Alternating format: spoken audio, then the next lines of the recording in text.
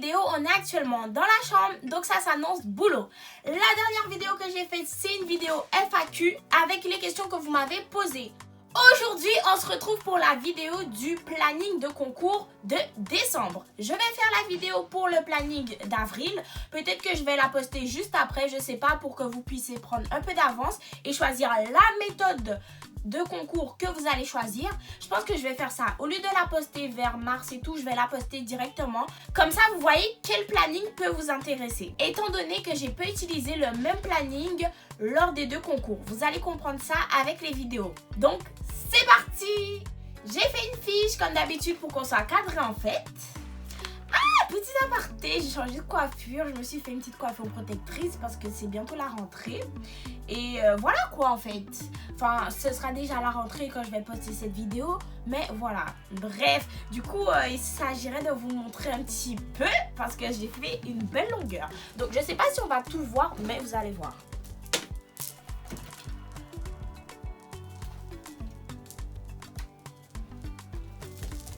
Do you see that? Je pense que vous avez vu. Tout d'abord, j'ai travaillé à la bibliothèque jusqu'à mi-novembre, c'est-à-dire que j'ai arrêté d'aller à la bibliothèque un mois avant le concours. Pourquoi? J'ai décidé de travailler à la maison pour pouvoir gagner du temps, surtout au niveau du transport et des horaires de la bibliothèque. Étant donné que la bibliothèque ouvrait vers 8h30, 9h, je trouvais que c'était extrêmement tard. Et étant donné que je suis plus active le matin, c'était pas une très bonne chose de commencer à travailler vers 9h et tout. Je trouvais que je perdais trop de temps, surtout que j'étais pas aussi active qu'à 7h du matin. Je trouvais aussi que les périodes de travail à la maison étaient beaucoup plus longues. Je vous l'ai expliqué dans la vidéo sur mes lieux de travail, bibliothèque ou maison. Donc, les périodes de travail étaient beaucoup plus longues. Je trouve que c'était beaucoup mieux de travailler à la maison à l'approche du concours, étant donné qu'on avait vraiment tous les classeurs à notre disposition. C'est-à-dire qu'à la bibliothèque, on ne pouvait pas ramener tous les cours en même temps. Alors qu'à la maison, si on avait besoin de chercher une fiche, par exemple en UE9 ou un cours en UE10, vous l'aviez à disposition, ce qui était très bien. Surtout que quand on se lasse, il vaut mieux changer de cours et bosser sur une autre chose. Et on n'a pas la possibilité de bosser sur une autre matière à la bibliothèque, étant donné qu'on ne va pas ramener notre maison à la bibliothèque, ok? Passons maintenant au planning, la chose la plus importante. Donc là, on a le planning que j'avais fait. Il est un peu sale parce que il a vécu. Et là, du coup, sur ma fiche, j'ai recopié le planning pour vous expliquer. Je vais me décaler, comme ça, je vais le mettre par ici.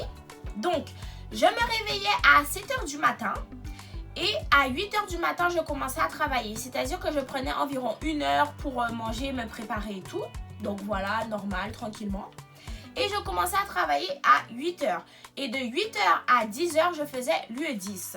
Ensuite, de 10h à 10h30, je faisais une petite pause pour manger, parler avec ma famille s'ils étaient réveillés. Mais bon, voilà. Ensuite, de 10h30 à 11h15, j'avais UE8. De 11h15 à 12h30, j'avais UE9. Ensuite, on passait encore à une pause. Et là, c'était de 12h30 à 13h30. J'avais le temps de respirer, de manger. Il fallait bien déjeuner. Après ma petite pause de 1 heure, de 13h30 à 14h45, je faisais l'UE5. Ensuite, de 14h45 jusqu'à 16h30, j'avais l'UE6. À 16h30, je faisais une petite pause pour faire une petite sieste ou manger. Parce que souvent, après le repas de midi, j'étais fatiguée. Je commençais à sentir la fatigue. Donc, souvent, j'en profitais pour faire une petite sieste de 15 minutes. Et voilà.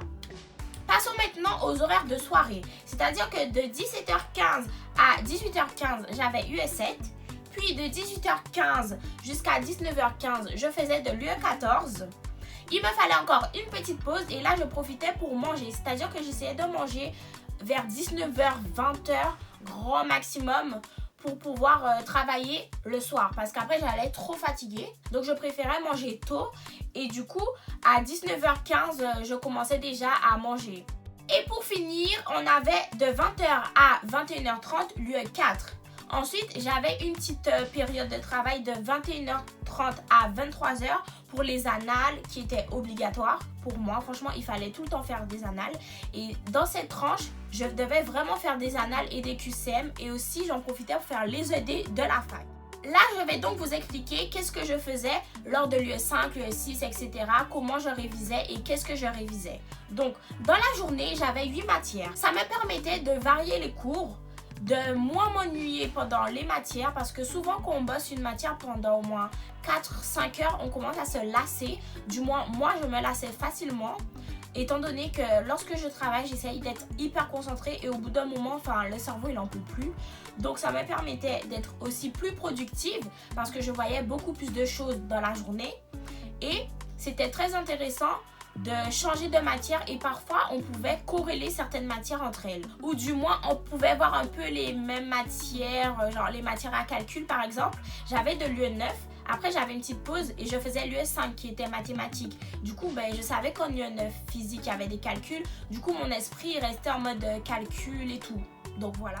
Lors de mes révisions, j'avais en tête de voir au moins 2 fois les cours. C'est-à-dire que tous les cours de tout le semestre, il fallait que je les ai vus au moins 2 fois. J'en profitais de ces heures-là pour faire des QCM qui sont très importants et des annales. Et je conseille vraiment de favoriser les QCM pour l'UE5 mathématiques et pour l'UE9 qui est physique parce qu'en fait, on a vraiment besoin des QCM. Limite, j'avais à peine revu les cours, du moins j'avais survolé les cours parce qu'il y a vraiment beaucoup de calculs et lorsque vous faites des annales, vous voyez vraiment ce qui est important. Donc je conseille vivement de faire beaucoup de QCM pour toutes les matières à calcul. J'en profitais aussi pour revoir les choses que j'avais oubliées et les choses qui étaient plus ou moins acquises, ainsi que les choses les plus difficiles que j'avais vues dans certains cours, comme par exemple en anatomie, il y avait beaucoup d'informations. Donc là, je profitais plus pour revoir le cours, pour revoir les ED avec les professeurs, au lieu de faire beaucoup de QCM. En UE6 aussi, c'est la matière sur les cellules eucaryotes. Je revoyais beaucoup le cours car beaucoup de notions sont à savoir et c'est pas comme des calculs en fait. Il y a beaucoup de cours et beaucoup de par cœur. Donc souvent quand il fallait beaucoup de par cœur, je préférais revoir le cours que de faire beaucoup de QCM en fait. À chaque heure de cours, je profitais aussi pour revoir les mémotechniques que j'avais créées ou qu'on m'avait données pour rafraîchir ma mémoire et pour m'aider parce que c'était vraiment en mode révision. J'avais pas le temps de réapprendre les choses, donc je m'aidais beaucoup grâce aux mémotechniques. Je vous conseille encore de bosser vos faiblesses et de consolider vos acquis. C'est une phrase que je vous ai déjà sortie parce qu'elle est super importante. Certes, c'est déplaisant sur le coup, on n'a pas forcément envie de regarder et d'apprendre des choses qui sont difficiles, qu'on n'a pas forcément aimées, mais si vous le faites pas, vous aurez des mauvaises notes et si vous avez des mauvaises notes, vous n'allez pas forcément réussir, ok? Donc c'est pour ça que il faut vraiment tout donner sur les matières où on a des difficultés et faire beaucoup plus de QCM, prendre un peu plus de temps pour mieux réussir lors du concours car je vous rappelle qu'il faut avoir minimum 10 sur 20 dans cette matière et c'est pas si facile. Et en plus, en faisant des QCM, vous allez voir au fur et à mesure que vos notes elles vont s'améliorer et ça fait super plaisir. Franchement, donc continuez à bosser vos faiblesses. Lors de ces périodes de travail, j'avais l'interdiction de toucher à mon téléphone. Vraiment, zéro téléphone, zéro déconcentration. Je faisais en sorte de respecter le plus possible mes périodes de travail car il me restait un mois avant le concours. Et au fur et à mesure du temps, il me restait 3 semaines, 2 semaines, 1 semaine. Du coup, je me disais que bon, c'est la dernière ligne droite avant le concours. Donc, il faut bosser. D'ailleurs, je me souviens que j'avais coupé tous mes réseaux sociaux. J'avais coupé Snap, moi qui aime beaucoup parler avec les gens et tout, faire des petites vidéos. J'aimais beaucoup faire ça. Du coup, j'avais coupé mes réseaux sociaux un mois avant le concours, c'est-à-dire vers mi-novembre. J'avais tout coupé. J'avais dit salut, on va se revoir à la fin de l'année lorsque je vais créer ma chaîne YouTube. Et en plus, dernièrement, je suis tombée sur la vidéo où j'étais en train de montrer mes cours du tutorat. Et j'avais dit, bon, on va rattraper le temps lorsque j'aurai ma chaîne YouTube. Et ben du coup, voilà. Moi, je parle pas pour rien en fait. Je parle pas pour rien. Le planning, c'est moi-même qui l'ai créé. Vous pouvez créer votre propre planning et je vous le conseille. Parce que vous allez voir beaucoup de plannings sur Internet. Peut-être que vous allez copier un peu mon planning. Mais si vous voyez que vous préférez mettre certaines matières le matin, faites-le. Faites vraiment en fonction de vous, ok? Et ne copiez pas forcément un planning. Et vous pouvez aussi voir les matières au fil de la semaine et pas voir toutes vos matières en une journée, ok? Vous pouvez voir peut-être 4 matières aujourd'hui. Demain, vous allez voir 4 matières et après, vous enchaînez et vous faites vraiment comme vous voulez. Si vous décidez de créer votre planning, je vous conseille de mettre les matières les plus difficiles lorsque vous êtes le plus active. Moi, j'étais active le matin très tôt et le soir très tard.